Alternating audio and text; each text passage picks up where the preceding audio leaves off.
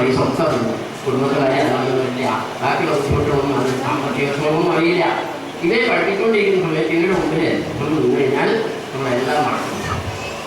അതുപോലെ തന്നെ റിട്ടയർ ചെയ്തതിന് ശേഷം ഞാൻ ഒരു അടുത്ത കഴിഞ്ഞ കൊല്ലം വരെ ട്യൂഷൻ ഉണ്ട്. ഇക്കൊല്ലം മാത്രം തുടങ്ങിയില്ല, ട്യൂഷൻ എടുത്തിരുന്നു. ഞാൻ ലീവിന് പോയിട്ട് ഞാൻ ആഴ്ചയിൽ 2 പ്രാവശ്യം ഇവിടെ വന്ന് ആ സ്ഥലം ആളൊക്കെ എൻ്റെ സ്ഥലം ആളൊക്കെ കൊടുത്ത് അവിടെ ട്യൂഷൻ നടത്തില്ല. ഞാൻ നടത്തിയിരുന്നത് കണ്ടിന്യൂ ചെയ്യുന്നുണ്ട്. ഞാൻ ഇവിടെ വന്നിട്ട് ഫിസിക്സ് പഠിപ്പിക്കും. കാരണം എനിക്കത് അതില്ല. ഞാൻ കുട്ടികളെന്ന് പറയും, ഞാൻ പഠിപ്പിക്കുന്ന കുട്ടികളോട് പറയാറുണ്ട്, പഠിപ്പിച്ചുകൊണ്ടിരിക്കുന്ന സമയത്താണ് വീട് വെച്ചാൽ എനിക്ക് ഓണം തന്നത്.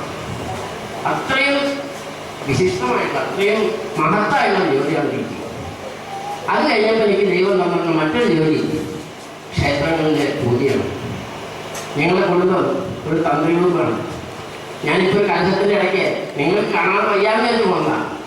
ഭക്ഷണം കൂടി ഞാൻ ഈ അരിഭക്ഷണം കഴിക്കാനുള്ള സമയമാണ്. അപ്പോൾ ക്ഷേത്രങ്ങളിൽ നിങ്ങൾക്ക് കുറേ ക്ഷേത്രങ്ങൾ തന്ത്രമുണ്ട്. അച്ഛൻ മരിച്ചപ്പോൾ പോകാൻ ആളില്ലാതെ ഞാനിവിടെ സർവീസിലിരിക്കുന്ന സമയത്ത് തന്നെ ഒരമ്പലത്തിൽ കലശം വേണ്ടി വന്നു. അത് തുടങ്ങിയിട്ട് പിന്നെ തുടർച്ചയായിട്ട് നിങ്ങൾ തന്ത്രമുള്ള പല അമ്പലങ്ങളിലും കലശമായിട്ടും ഉത്സവമായിട്ടും പലതും ചെയ്ത് ഇപ്പോൾ